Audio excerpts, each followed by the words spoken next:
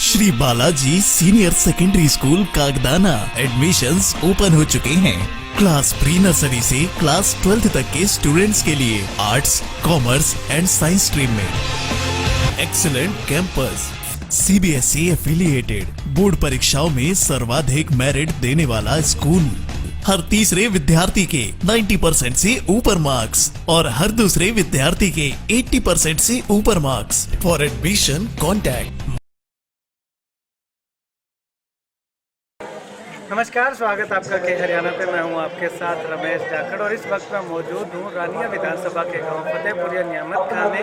और यहां पे आपको बता दूं कि 7 दिवसीय भागवत कथा का आयोजन जो है वो ग्राम वासियों के द्वारा जो है वो करवाया जा रहा है। यहाँ पे मैं आपको तस्वीरें दिखाना चाहूँगा कुछ कि लोग जो है वो काफ़ी अच्छी संख्या में यहाँ पे इस कथा को सुनने के लिए यहाँ पे पहुँचे हैं। आपको बता दूँ कि 20 तारीख से ये कथा जो है वो शुरू हुई थी और 27 तारीख को इसका समापन होगा। समापन के अवसर पर हवन यज्ञ किया जाएगा और इस हवन यज्ञ में अगर आप सम्मिलित होना चाहते हैं, शामिल होना चाहते हैं, तो आप यहाँ इस फतेहपुरिया नियामत खां गाँव के पंडाल में आकर के और इस हवन यज्ञ में शामिल हो सकते हैं। साथ साथ तस्वीरें भी मैं आपको दिखा रहा हूँ कि किस प्रकार से गाँव की महिलाएं और पुरुष जो है वो यहाँ पे इस कथा पंडाल में एकत्रित हुए हैं और जो 7 दिनों तक भागवत कथा का आयोजन जो है वो करवाया जा रहा है उसको श्रवण कर रहे हैं।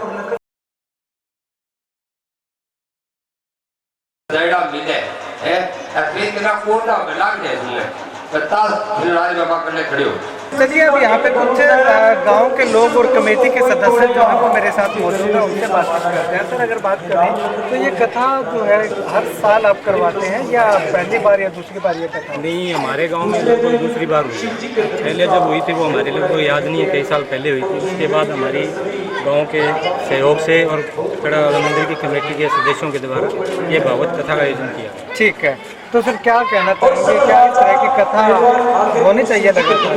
देखिए, मैं सभी पहले तो सुनने वाले और जो यूट्यूब पर ये देखेंगे उन भक्तों का प्रणाम करता हूँ और सभी को मैं एक चीज़ से आमंत्रित करता हूँ कि वो आने वाली 27 तारीख को जो फतेहपुरिया के थड़ा दादा चौधरी सावंतराम डूकिया उनका जो मंदिर है उस पर वो आएँ और उस कथा में सम्मिलित हों। हम ये चाहते हैं कि हमारा गांव के अंदर जितना आज धर्म के नाम पर जितने लोग इकट्ठे एकत्रित हुए हैं, तो ये तो हर भक्तजन के मन में है कि हर साल ये प्रोग्राम होता रहे, हर साल ये दादा का आशीर्वाद, भगवान श्री कृष्ण का आशीर्वाद अगर गांव पर बसता रहे। बताइए कि आपके गांव में कथा हो रही है, कैसा लग रहा है, क्या कुछ? हमें बहुत अच्छा लग रहा है जी। पीछे गाँवों में हुई है, जैसे शेखुपुरिया में और मोटा पन्नेवाड़ा में, तो हमारा भी मन था भी इस गाँव में भी हो। बहुत अच्छा लग रहा है, यहाँ पे आके बहुत जनसंख्या है, सभी लोग बहुत आनंद ले रहे हैं। ठीक, मेरे दादा तो के टाइम में हुआ था, अब हुआ है हमारे टाइम में। बहुत अच्छा लगा, मैं आके यहाँ पे सेवा करके भी बहुत अच्छा लगा। खुशी है और मैं दादाजी की कृपा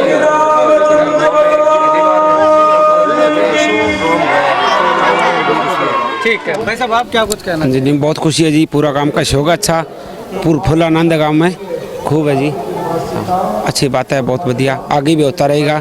ठीक है, चलिए जी, आप क्या कुछ कहना? आपका बहुत बहुत धन्यवाद जी। बहुत बढ़िया माहौल चल रहा है जी। गांव में धार्मिक स्थान है और उसकी मान्यता बहुत ज़्यादा है। पहली बार ये हुआ है भागवत कथा, इसको बहुत ज़्यादा सहयोग गाँव का सहयोग।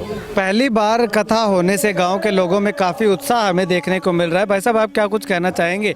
आपके गांव में पहली बार कथा का आयोजन? सर, ये हमारे गांव में दूसरी बार है। पहले बार श्री राधा कृष्ण के मंदिर में 1993 के आसपास हुई थी और ये दूसरी बार है और लोगों में काफ़ी उत्साह है और हम ये चाहते हैं कि हर साल ऐसा धार्मिक प्रोग्राम हमारे गाँव में होता रहे और हमारी भाईचारा और जो एक दूसरे में प्रेम भाव है वो बना रहे। ठीक है जी। सर, आप क्या कुछ कहना चाहेंगे? सबसे बड़ी बात तो ये है, ये भागवत हो रही है, इससे सभी ग्रामवासियों का सब मिलजुल कर करवा रहे हैं। इसमें सभी का प्रेम प्यार बढ़ रहा है और आस्था के नाम पे और दादाजी की कृपा से जो हमारे बीच में कोई 1-2 या % मनमुटाव था, सभी बैठ के ये सुने हैं। तो इसके अलावा ये हुआ है सभी का प्रेम बढ़ा है। बहुत बढ़िया लगा जी। गांव की शान बनी हमारे जी, बहुत सुंदर है। सगड़ा में एकता होगी, भाईचारा हो गया, कोई लड़ाई झगड़ा को नहीं, सगड़ा प्रेम बात करे जी। तो यूँ पहले कदे तरिया एक जगह पर बैठे हैं गांव का? ना जी, कौन बैठा मैं कोई जम्मो जागरण भी कोई नहीं हुए तो अपन में जामा ही कोई कोई। हाँ हाँ, अब बहुत बढ़िया काम है हमारो, सगड़ा गांव प्यार हुआ एकदम सही से।